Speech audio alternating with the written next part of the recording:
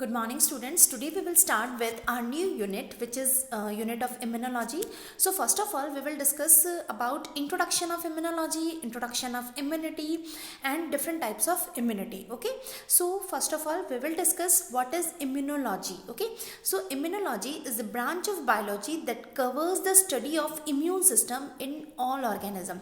Actually all the living organism have defensive mechanism which to fight against different diseases or different pathogens, for example to fight against bacteria, viruses and different type of protozoan, और we can say disease causing pathogens जो होते हैं उनके against जो है immune हमारी body के अंदर एक डिफेंसिव सिस्टम पाया जाता है जो कि फाइट करता है और हमारी बॉडी को प्रोटेक्ट करने का काम करता है, यानी डिफरेंट डिजीजेस से बचाने का काम करता है. So immune system is a complex network of cells and proteins that defend the body against infection. Okay तो हमारा जो इम्यून सिस्टम है वो क्या करेगा, हमारी बॉडी को प्रोटेक्ट करेगा इन्फेक्शन से, यानी जो डिजीज कॉजिंग बैक्टीरिया हैं, वायरसेस हैं, प्रोटोजोन्स हैं, उनसे हमारी बॉडी को प्रोटेक्ट करेगा जिससे बॉडी के अंदर कोई इन्फेक्शन या कोई डिजीज जो है वो नहीं होती है. So, malfunctioning of the immune system lead to the many immunological disorders. For example, autoimmune disorders, hypersensitivity, immunodeficiency and transplant rejections.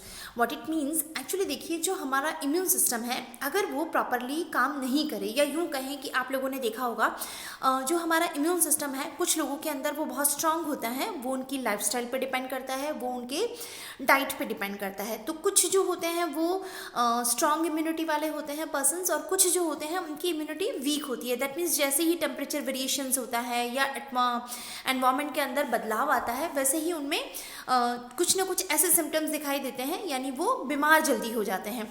तो ये जो है अगर हमारा इम्यून सिस्टम प्रॉपरली काम नहीं करेगा तो क्या होगा, अलग अलग तरह के इम्यूनोलॉजिकल डिसऑर्डर्स जो हैं वो डेवलप होंगे पर्सन्स के अंदर. तो वो डिफरेंट इम्यूनोलॉजिकल डिसऑर्डर्स जो हैं वो कौन कौन से हो सकते हैं. पहला हो सकता है ऑटो इम्यून डिसऑर्डर्स, मतलब इम्यून सिस्टम जो है सेल्फ और नॉन सेल्फ के अंदर रिकॉग्नाइजेशन प्रोसेस जो है वो सही से नहीं कर सके. क्या मतलब है इस बात का, देखिए हमारा इम्यून सिस्टम जो है वो अपने आप में बहुत ही इंपॉर्टेंट सिस्टम है. कैसे इंपॉर्टेंट है कि देखिए हमारे इम्यून सिस्टम जो है वो क्या करता है, वो बॉडी के यानी सेल्फ और नॉन सेल्फ में डिफ्रेंशिएट कर सकता है. यानी वह सिस्टम जो है वो यह पहचान सकता है कि यह पार्ट या यह सेल बॉडी का खुद का है और यह सेल या यह कोई पर्टिकुलर पोर्शन जो है वो बाहर से आया है, प्रोटीन जो है वो बाहर से आया है. तो वो क्या होगा, यानी ये सेल्फ रिकॉग्नाइजेशन का प्रोसेस जो है वो इम्यून सिस्टम के अंदर पाया जाता है. इसीलिए हमारा जो इम्यून सिस्टम है वो आसानी से जो भी पैरासाइट है या प्रोटोजोआ है या फिर बैक्टीरिया है जो भी बाहर से एंटर करेगा उसको पहचानेगा, नॉन सेल्फ की तरह आइडेंटिफाई करेगा और उसके अगेंस्ट इम्यूनोलॉजिकल रिएक्शन जो है वो देगा. तो हमने बात की immunological disorder, that means auto immune disorder, यानी अगर हमारे इम्यून सिस्टम का जो सेल्फ और नॉन सेल्फ को रिकॉग्नाइजेशन का प्रोसेस है वही खत्म हो जाए तो क्या होगा, वो बॉडी की हर एक कोशिका को नॉन सेल्फ की तरह रिकॉग्नाइज करेगा और उसके अगेंस्ट जो है वो इम्यूनोलॉजिकल रिएक्शन क्रिएट करेगा. तो वो एक बहुत ही हॉरिबल कंडीशन हो जाती है. दूसरा आप देखिए हाइपर सेंसिटिविटी होना. कई लोग जो है जैसे ही स्पेशली जो रेनी सीजन होता है या फिर जब पोलन्स जो हैं वो ज़्यादा होते हैं तो उनको हाइपर सेंसिटिविटी रिएक्शंस होती हैं, यानी हो सकता है उनकी बॉडी पर रैशेज हो जाते हैं या उनको छींके आना, मतलब स्नीजिंग प्रोसेस जो है वो ज़्यादा होता है, बॉडी में पर्टिकुलर पोर्शंस पे स्वेलिंग हो जाती है. तो these are different types of hyper sensitive reactions. तो ये रिएक्शंस भी किस वजह से होती है, just because of over sensitive immune system. यानी अगर हमारा इम्यून सिस्टम जो है वो ओवर सेंसिटिव होगा तो उसकी वजह से भी हाइपर सेंसिटिविटी जैसी रिएक्शंस जो है वो डेवलप होगी. इसके अलावा immune deficiency and transplant rejections.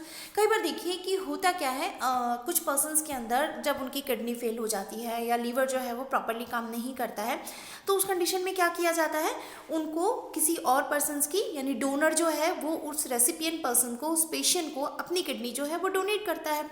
तो अगर हमारा इम्यून सिस्टम स्ट्रांग होगा तो इट मीन्स क्या होगा, वो जो बाहर से किडनी उस रिसीवर के अंदर फिक्स की गई है, प्लांट की गई है, उसको वो नॉन सेल्फ की तरह रिकॉग्नाइज करेगा और उस ट्रांसप्लांटेशन को रिजेक्ट कर देगा. तो ये जो अलग अलग इम्यून सिस्टम के डिफरेंट डिसऑर्डर्स हैं जिसकी वजह से यानी हम ये शो कर सकते हैं कि भाई हमारा इम्यून सिस्टम जो है वो अलग अलग तरह के रिएक्शंस जो हैं शो करता है बॉडी को प्रोटेक्ट करने के लिए. So immunology has application in numerous field of medicine, particularly in the field of transplantation, oncology, virology, bacteriology as well as parasitology. Okay, so that means जब हम immunology की बात करते हैं तो इम्यूनोलॉजी जो है वो कई सारे फील्ड में उसका एप्लीकेशंस है.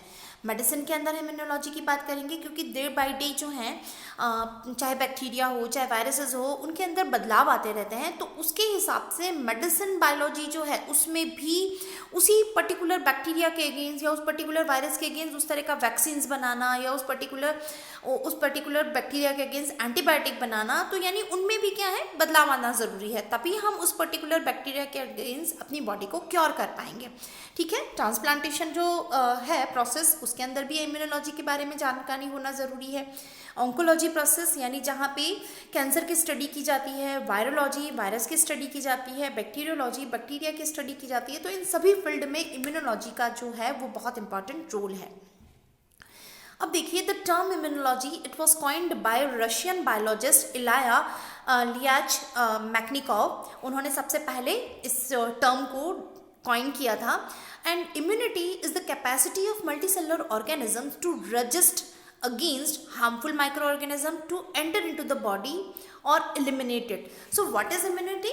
इम्यूनिटी क्या होगी? जो भी बॉडी के अंदर हार्मफुल बैक्टीरिया एंटर कर रहा है मल्टीसेलुलर ऑर्गेनिज्म की बॉडी के अंदर, उस ऑर्गेनिज्म को पहचानना और उसको बॉडी से बाहर निकालना है ना, यानी उसको ख़त्म करना. तो ये सारा प्रोसेस या ये सारा मैकेनिज्म जो है वो क्या कहलाता है? इम्यूनिटी कहलाता है. अब इम्यूनिटी देखिए it is of two different type. One is innate immunity and another is acquired immunity. Innate immunity that means persons के अंदर जो है वो इनबिल्ट इम्यूनिटी पाई जाती है. वो कैसे होगी अभी हम बात करेंगे. और एक्वायर्ड इम्यूनिटी यानी जो पर्सन है वो क्या कर रहा है, वो लिविंग ऑर्गेनिज्म जो है वो अलग अलग एंटीजन के कॉन्टैक्ट में आता है, तो उसकी वजह से उसकी बॉडी के अंदर एंटीबॉडीज़ का निर्माण होता है, यानी इम्यूनिटी जो है वो डेवलप होती है. तो that type of immunity it is known as acquired immunity. So acquired immunity it is of two different type. One is natural acquired immunity and another is artificial acquired immunity. Natural acquired immunity जो है it is also of two different type, passive and active. And similarly artificial acquired immunity it is also of two different type, passive and active. So first we will discuss about acquired immunity. Acquired immunity that means it is also known as adaptive immunity. Okay, adaptive immunity. Why it is known as adaptive immunity? Because different type of bacteria के against हमारी body में अलग अलग प्रकार की immunity जो है वो डेवलप होती है. That's why it is known as adaptive और एक्वायर्ड इम्यूनिटी. सो अडेप्टिव और acquired immunity is composed of highly specialized system of cells that cell processes that eliminate pathogens or prevent their growth. तो यहाँ पे क्या होगा, acquired immunity वाला process जो है वो बहुत ही एक कॉम्प्लिकेटेड प्रोसेस होता है which involve different type of cell processes to eliminate pathogens और टू प्रिवेंट देयर ग्रोथ. तो ये वाला प्रोसेस जो होता है थोड़ा कॉम्प्लिकेटेड प्रोसेस होता है जिसके थ्रू उस पर्टिकुलर बैक्टीरिया को ख़त्म किया जाता है या फिर उसकी ग्रोथ को रोका जाता है. So acquired immune system create immunological memory after an initial response to specific pathogen. लेकिन देखिए इस इम्यूनिटी का सबसे इम्पॉर्टेंट जो एडवांटेज है वो क्या रहता है कि जब कभी आपकी बॉडी के अंदर बैक्टीरिया एंटर करता है यानी पैथोजन एंटर करता है, तो उस पैथोजन के अगेंस्ट जो है बॉडी के अंदर स्पेसिफिक टाइप ऑफ सेल्स बनेंगी. दैट मीन्स एंटीबॉडीज़ का निर्माण होगा और वो एंटीबॉडीज़ जो है उस समय उस बैक्टीरिया को तो ख़त्म करेगी या फिर उसकी ग्रोथ को तो रोकेगी ही, लेकिन साथ के साथ वह एंटीबॉडीज़ जो है वो मेमोरी सेल्स के रूप में भी आपकी बॉडी में रहेगी. तो अगेन जब वो दोबारा बैक्टीरिया आपकी बॉडी में एंटर करेगा तो वो लंबा चौड़ा प्रोसेस जो है यानी फिर से उसको रिकॉग्नाइज करना, फिर से उसके अगेंस्ट एंटीबॉडीज़ बनाना, इतना सारा काम नहीं करना पड़ेगा. ऑलरेडी हमारे पास जो होगी वो एंटीबॉडीज़ होंगी, तो वो एंटीबॉडीज़ उस पहचाने हुए बैक्टीरिया को फिर से ख़त्म करने का काम कर देगी. ठीक है, तो इस तरह से ये वाला प्रोसेस बहुत इंपॉर्टेंट है. Acquired immune system is highly specific to a particular pathogen. तो यानी हम ये कह सकते हैं कि एक्वायर्ड इम्यून सिस्टम और we can say a particular antibody can react with a particular antigen. Okay, it can also provide long lasting protections. तो ये एक्वायर्ड इम्यूनिटी वाला प्रोसेस जो है इससे लंबे समय तक हम उस पर्टिकुलर बैक्टीरिया से क्योर रहते हैं. So what is the function of acquired immunity? Recognition of specific non-self antigen in the presence of self during the process of antigen presentation, यानी उस particular बैक्टीरिया को नॉन सेल्फ के रूप में identify करना.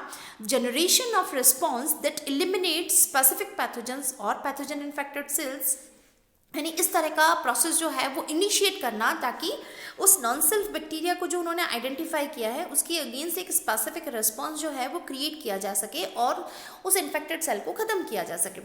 Development of immunological memory in which pathogens are remembered through memory cells, और साथ के साथ इम्यूनोलॉजिकल मेमोरी जो है वो भी डेवलप करना. अब ये देखिए जो एक्वायर्ड इम्यूनिटी है it is again further divide. So immunity can be acquired either actively or passively. Acquired immunity of two different type, one is active और another is passive. So active means when a person is naturally exposed to antigen become ill and then recover, that is known as natural acquired immunity. what it means, यानी एक person जो है for example person के अंदर एक bacteria जो है वो एंटर कर रहा है और उस बैक्टीरिया के अगेंस्ट जो है वो एंटीबॉडीज का निर्माण हो रहा है, तो that process is known as natural acquired active immunity. Okay, another is natural acquired passive immunity. It involve natural transfer of antibodies from mother to her infant. जब देखिए गेस्टेशन पीरियड के दौरान जब फीटस जो होता है वो मदर से अटैच रहता है तो मदर के थ्रू एंटीबॉडीज जो है स्पेसिफिकली इम्यूनोग्लोबुलिन जी जो होता है वो उसकी प्लेसेंटा को क्रॉस कर पाता है और फीटस तक पहुंचाया जाता है. तो इस तरह से उस बच्चे के अंदर क्या पहुंचा है, नेचुरल एक्वायर्ड पैसिव इम्यूनिटी, यानी that means in form of antibodies उसमें पहुंच चुका है. Okay, so the antibodies crosses the woman's placenta to the fetus and antibodies can also be transferred through breast milk with secretion of colostrum. आपने देखा होगा जो after delivery बोला जाता है कि जो मदर है वो first milk that is known as colostrum, तो उस कोलोस्ट्रम को बच्चे को फीड कराना ज़रूरी होता है. क्यों ज़रूरी होता है? क्योंकि कोलोस्ट्रम के अंदर ढेर सारी एंटीबॉडीज़ होती हैं जो कि बच्चे को naturally acquired passive immunity provide करेंगी. तो इसीलिए कोलोस्ट्रम जो है वो बच्चे को फीड करवाने के लिए बोला जाता है. And another is artificial acquired active immunity. it is done by vaccination. यानी artificial acquired immunity हम कैसे कर सकते हैं कि पर्टिकुलर बैक्टीरिया या वायरसेस के अगेंस्ट हम लोग वैक्सीनेशन प्रोसेस करवाते हैं. शुरुआती जो 2 years होता है एंड आफ्टर दैट 5 years जो है कुछ पर्टिकुलर वैक्सीनेशन प्रोसेस होते हैं बच्चे को लेके. तो उन वैक्सीनेशन के थ्रू हम एक्चुअली करते क्या हैं, वी इंट्रोड्यूस डेड और weakened antigen to the body. यानी हम क्या कर रहे हैं, डेड या वीकेंड एंटीजन जो है वो बॉडी में एंटर करवा रहे हैं वैक्सीनेशन के थ्रू, जिसकी अगेंस्ट एंटीबॉडीज जो है उस बच्चे के अंदर डेवलप हो जाएगी और वो बच्चा उस पर्टिकुलर डिजीज से क्योर रहेगा. And another is artificial acquired passive immunity. It involves the introduction of antibodies rather than antigen into the human body. इसमें क्या किया जाएगा, एंटीजन नहीं एंटर करवाया जाएगा, यहाँ पे डायरेक्टली उस पर्टिकुलर डिजीज के अगेंस्ट एंटीबॉडीज जो होती है वही उसकी बॉडी में एंटर करवा दी जाती हैं. ठीक है, तो ये तो सारा का सारा बात हुआ एक्वायर्ड इम्यूनिटी के बारे में. अब हम बात करते हैं innate immunity. It refers to non specific defensive mechanism that come into play immediately or within hours end of an antigen appear in the body. Innate immunity that means हमारी body के अंदर क्या पाया जाता है, जैसे ही कोई antigen enter करता है तो उसके अगेंस्ट जो है एक इम्यून रिस्पॉन्स जो है वो जनरेट होता है, तो which is already present in our body. So that immune process और that type of immunity it is known as innate immunity. So these mechanism include physiological barrier such as skin, chemical in the blood, immune system cells that attract foreign cells in the body. हमारी body में क्या होगा, first line of defence जो है वो पाया जाता है. फॉर एग्जांपल आप देखिए हमारा जो नेजल वाला पोर्शन है नोज़ वाला पोर्शन है, वहाँ पे म्यूकस का सिक्रेशन होता है. तो वो म्यूकस जो स्टिकी होता है वो क्या करेगा, एयर के साथ जो भी पैथोजेंस है वो एंटर करते हैं तो वो उनको रोकने का काम करता है. तो it is our first line of defence. ये पहला डिफेंस होगा, फर्स्ट लाइन ऑफ डिफेंस होगा. इसके अलावा अगर हम खाने के साथ कोई चीज़ जो है पैथोजन जो है वो ले लेते हैं तो स्टमक के अंदर गैस्ट्रिक एसिड का सिक्रेशन होगा, तो वो एसिड जो होगा उस बैक्टीरिया को ख़त्म करने का काम करेगा. सलाइवा, उसके अंदर भी आप देखिए बैक्टीरियोलाइटिक एंजाइम जो है वो पाए जाते हैं. टीयर्स जो हैं उसके अंदर भी बैक्टीरियोलाइटिक एंजाइम्स पाए जाते हैं. तो ये सब चीज़ें क्या कर रही है, उसको प्रोटेक्ट करने का काम कर रही है. तो this type of immunity is known as innate immunity. Okay. So general immune responses क्या होंगे यहाँ पे, इन्फ्लेमेटरी रिस्पॉन्सेज होंगे, कॉम्प्लीमेंटेशन रिएक्शंस होंगी। तो ये इस तरह से हमारा जो इम्यूनोलॉजी है और उसमें इम्यून सिस्टम जो है उसके अंदर हम लोगों ने दो तरह की इम्यूनिटी पढ़ी, एक्वायर्ड इम्यूनिटी होगी और इन्नेट इम्यूनिटी होगी। इनके फर्दर हम लोगों ने टाइप्स देखे। तो आज के लिए इतना ही। आप इसका इंट्रोडक्शन जो है वो पढ़िए, समझिए और कुछ प्रॉब्लम हो तो डिस्कस करिए। Thank you so much.